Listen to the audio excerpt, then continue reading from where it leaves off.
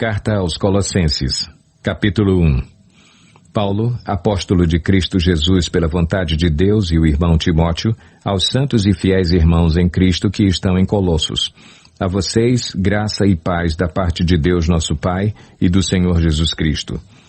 Sempre agradecemos a Deus, o Pai de nosso Senhor Jesus Cristo, quando oramos por vocês, pois temos ouvido falar da fé que vocês têm em Cristo Jesus e do amor que têm por todos os santos, por causa da esperança que lhes está reservada nos céus, a respeito da qual vocês ouviram por meio da palavra da verdade, o Evangelho que chegou até vocês.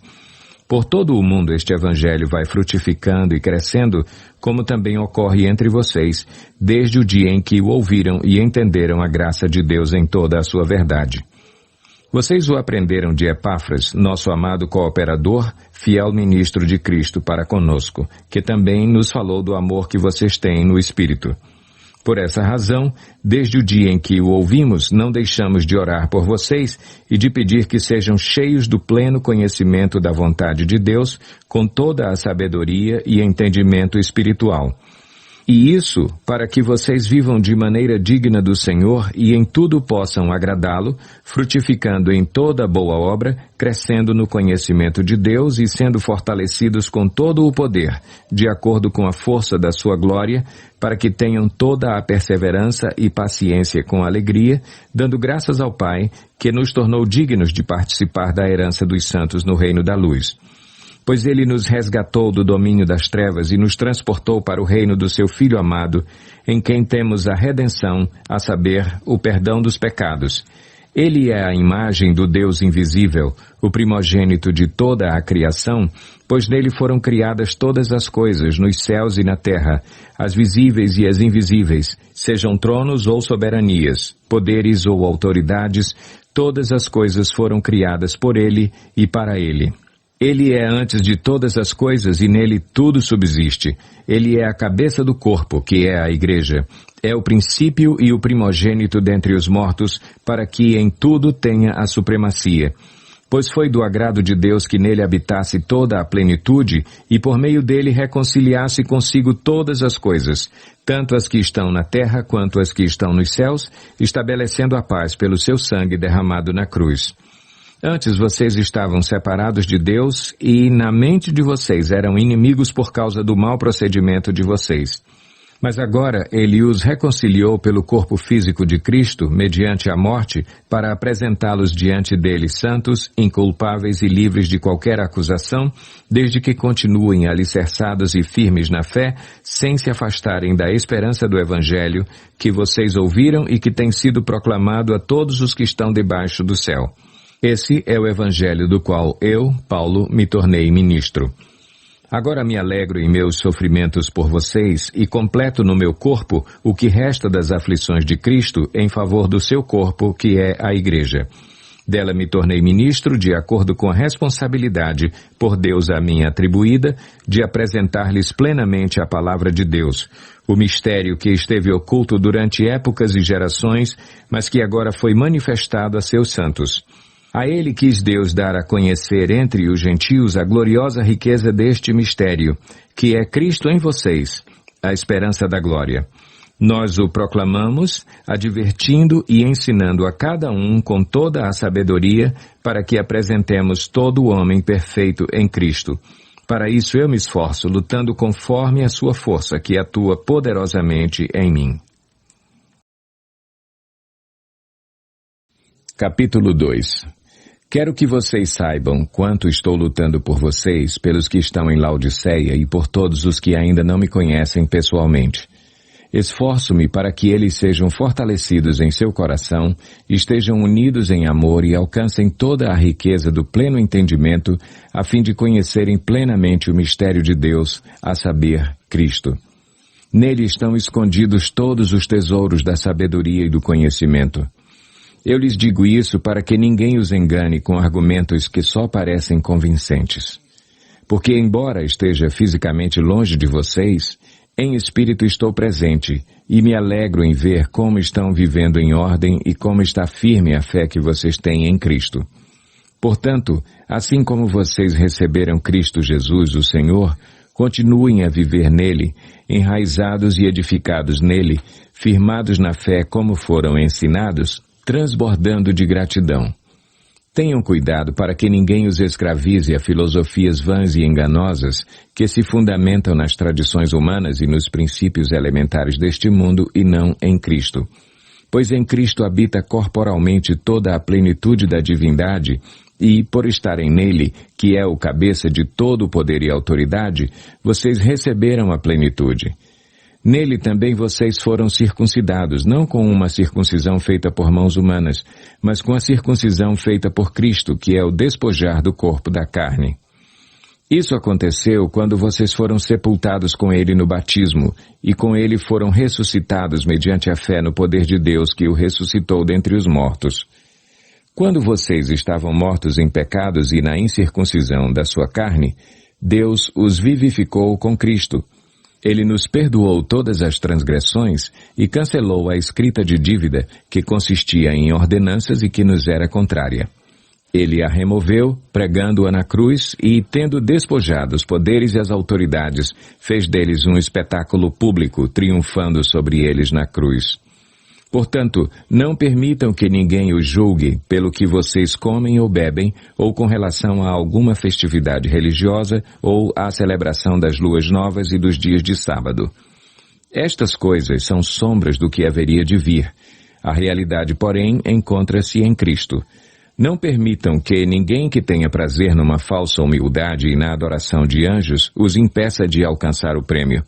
Tal pessoa conta detalhadamente suas visões e sua mente carnal a torna orgulhosa. Trata-se de alguém que não está unido à cabeça, a partir da qual todo o corpo, sustentado e unido por seus ligamentos e juntas, efetua o crescimento dado por Deus. Já que vocês morreram com Cristo para os princípios elementares deste mundo, porque, como se ainda pertencessem a ele, vocês se submetem a regras. Não manuseis, não prove, não toque. Todas essas coisas estão destinadas a perecer pelo uso, pois se baseiam em mandamentos e ensinos humanos. Essas regras têm, de fato, aparência de sabedoria com sua pretensa religiosidade, falsa humildade e severidade com o corpo, mas não têm valor algum para refrear os impulsos da carne. Capítulo 3. Portanto, já que vocês ressuscitaram com Cristo, procurem as coisas que são do alto, onde Cristo está assentado à direita de Deus. Mantenham o pensamento nas coisas do alto e não nas coisas terrenas. Pois vocês morreram, e agora a sua vida está escondida com Cristo em Deus. Quando Cristo, que é a sua vida, for manifestado, então vocês também serão manifestados com Ele em glória. Assim, façam morrer tudo o que pertence à natureza terrena de vocês: imoralidade sexual, impureza, paixão, desejos maus e a ganância, que é a idolatria. É por causa dessas coisas que vem a ira de Deus sobre os que vivem na desobediência, as quais vocês praticaram no passado, quando costumavam viver nelas. Mas agora, abandonem todas estas coisas: ira, indignação, maldade, maledicência e linguagem indecente no falar. Não mintam uns aos outros, visto que vocês já se despiram do velho homem com suas práticas e se revestiram do novo, o qual está sendo renovado em conhecimento à imagem do seu Criador. Nessa nova vida já não há diferença entre grego e judeu, circunciso e incircunciso, bárbaro e cita, escravo e livre, mas Cristo é tudo e está em todos. Portanto, como povo escolhido de Deus, santo e amado, revistam-se de profunda compaixão, bondade, humildade, mansidão e paciência. Suportem-se uns aos outros e perdoem as queixas que tiverem uns contra os outros. Perdoem como o Senhor lhes perdoou. Acima de tudo, porém, revistam-se do amor, que é o elo perfeito. Que a paz de Cristo seja o juiz em seu coração, visto que vocês foram chamados para viver em paz, como membros de um só corpo. E sejam agradecidos. Habite ricamente em vocês a palavra de Cristo, Ensinem e aconselhem-se uns aos outros com toda a sabedoria e cantem salmos, hinos e cânticos espirituais com gratidão a Deus em seu coração. Tudo o que fizerem, seja em palavra ou em ação, façam-no em nome do Senhor Jesus, dando por meio dele graças a Deus Pai. Mulheres, sujeite-se cada uma a seu marido como convém a quem está no Senhor.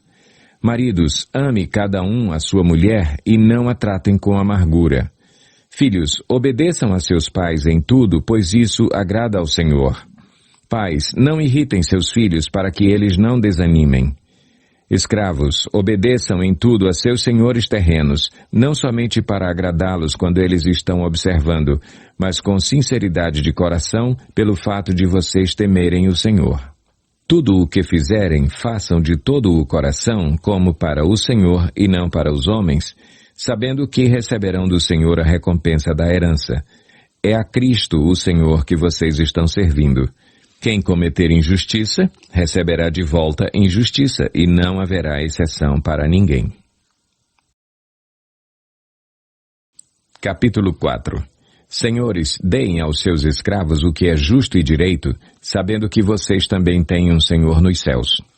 Dediquem-se à oração, estejam alerta e sejam agradecidos. Ao mesmo tempo, orem também por nós, para que Deus abra uma porta para a nossa mensagem, a fim de que possamos proclamar o mistério de Cristo, pelo qual estou preso. Orem para que eu possa manifestá-lo abertamente, como me cumpre fazê-lo. Sejam sábios no procedimento para com os de fora. Aproveitem ao máximo todas as oportunidades. O seu falar seja sempre agradável e temperado com sal, para que saibam como responder a cada um. Tíquico lhes informará todas as coisas a meu respeito. Ele é um irmão amado, ministro fiel e cooperador no serviço do Senhor. Eu o envio a vocês precisamente com o propósito de que saibam de tudo o que se passa conosco e para que ele lhes fortaleça o coração. Ele irá com Onésimo, fiel e amado irmão, que é um de vocês. Eles irão contar-lhes tudo o que está acontecendo aqui.